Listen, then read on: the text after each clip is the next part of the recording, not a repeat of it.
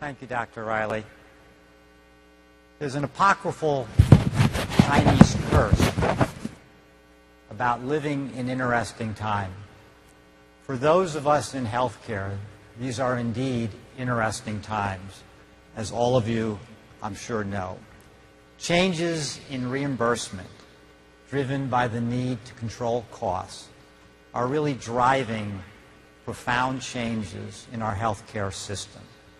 And despite the rhetoric around healthcare reform legislation in the recent presidential election, this change is already well underway.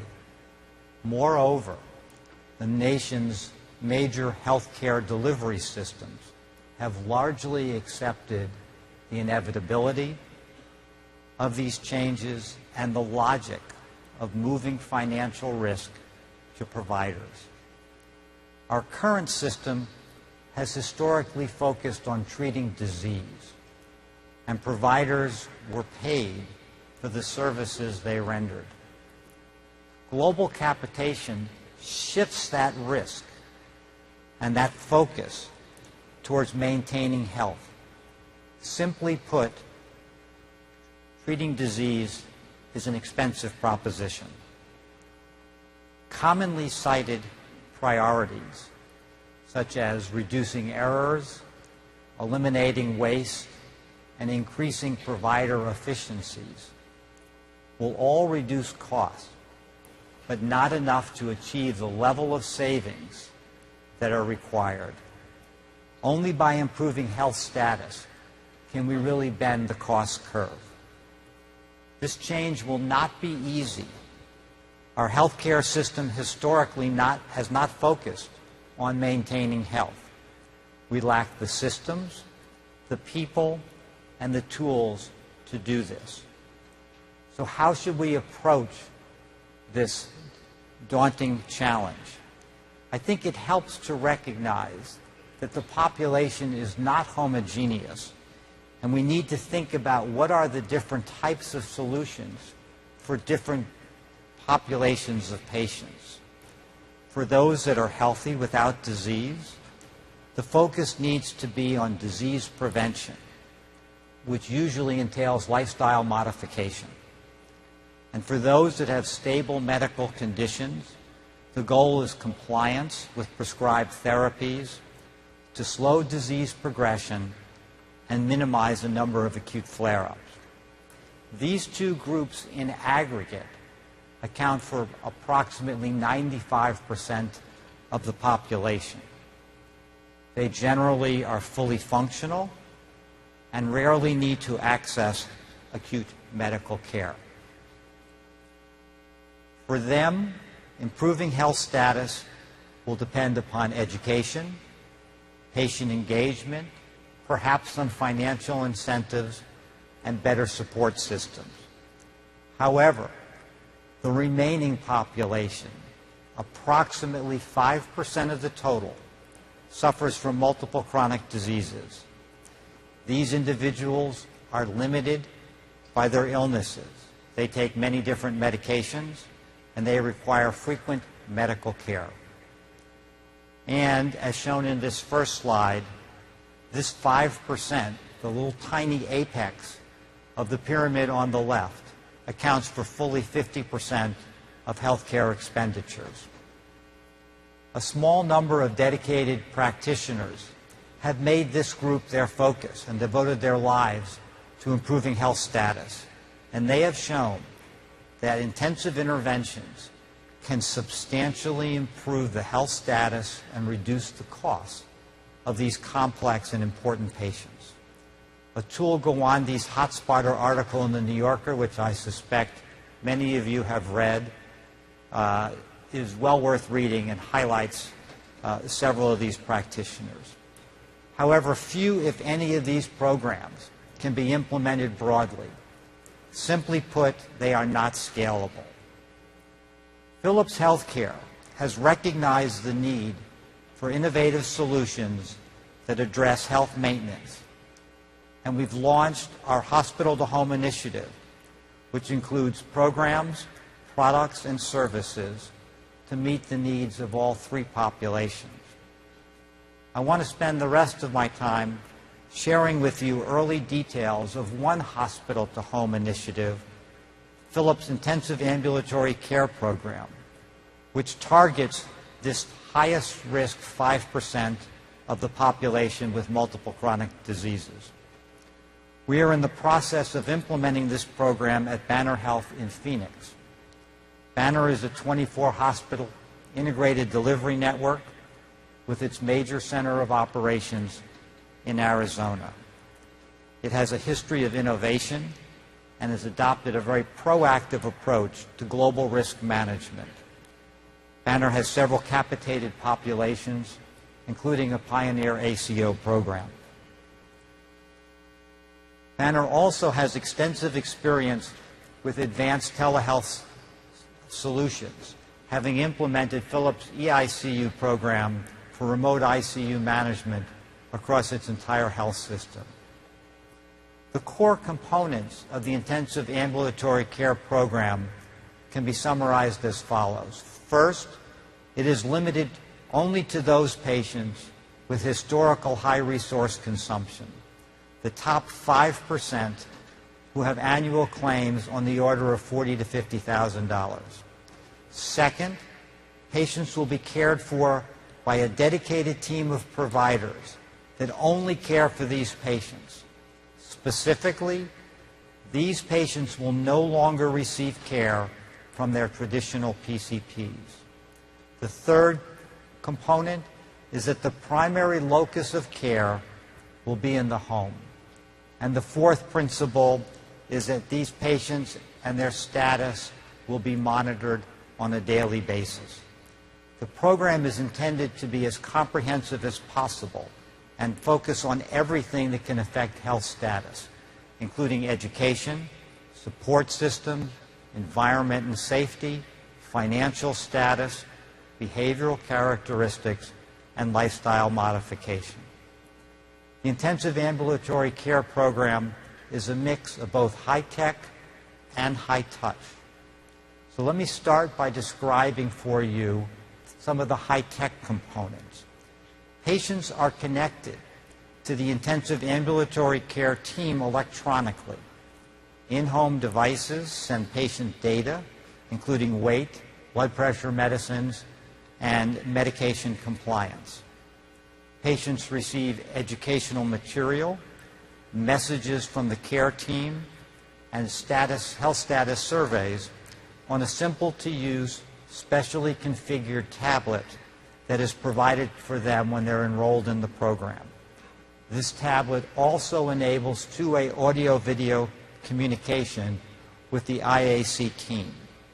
On the other end, where the telehealth center, Philips Intensive Ambulatory Care software automatically processes all the incoming data and flags problems.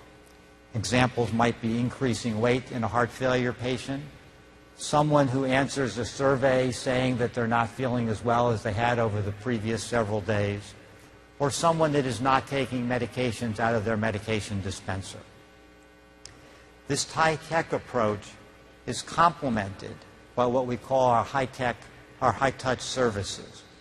Each patient is assigned a health coach to help them succeed with their care program. Coaches are specially trained non-clinicians that reside in the community. Their priorities are patient engagement, patient education, and emotional support. They visit patients in their home on a regular basis and communicate with them frequently either by telephone or by the two-way audio-video communication. Historically, one of the greatest weaknesses in our current healthcare system is the lack of reliable systems to ensure that items don't fall through the cracks. We may tell patients to make a follow-up appointment, but oftentimes lack systems to track whether that was actually done. Or we plan to check up on someone we are concerned about, but we get busy and this falls off our radar. These so-called drop balls are pervasive and are particularly problematic in the highly vulnerable IAC population. So to make sure this doesn't happen, as part of this program, there are dedicated care quarterbacks whose sole responsibility is to track active issues and follow up on assigned tasks. At the same time, we track issues and tasks electronically, monitor their status literally every day, and flag overdue items and gaps in care. Another major problem in managing this population historically is the loss of control that often occurs when they need urgent care. When they go to the emergency department, the rote response is to admit them to the hospital. As most of you know, the only good emergency department is an emergency department with no backup. To prevent this, the IAC program has dedicated centers where patients can receive in-person evaluation and testing by members of that team so they remain within control of the program, and we can ensure that the right thing is done for individuals. This next slide shows you a little bit of a schematic of what this model looks like. On the left-hand side, you see the IAC care team, which is composed of 3 different subsets. In the telehealth center, you have physicians and nurses, which are virtually linked to the patients in their home. The mobile care providers are the coaches and home health nurses who can deliver in-home therapies. And at the IAC center I described previously. The next thing I want to cover with you is some of the analytics we did to try to understand the likely financial impact of this program. So working with the Banner financial team, with some individuals from IBM, we performed a rigorous financial analysis. Historical claims data from 2 different capitated populations confirmed the roughly 10-to-1 cost differential for this population. We next looked at how costs are distributed for this unique subset of the population. And as you can see, the biggest cost bucket are those related to hospital services, including emergency room visits. Second largest are physician services, and number 3 are medications. We then estimated how are each one of these different cost buckets likely to be affected as a result of the high level of intervention of the IAC program. As you can see, hospital and physician costs are predicted to fall significantly, while other costs may actually go up as a result of the much closer evaluation of these patients. Examples might include dental care or durable medical equipment. Another area that obviously will go up in cost are home health services because of those that are wrapped up in the program.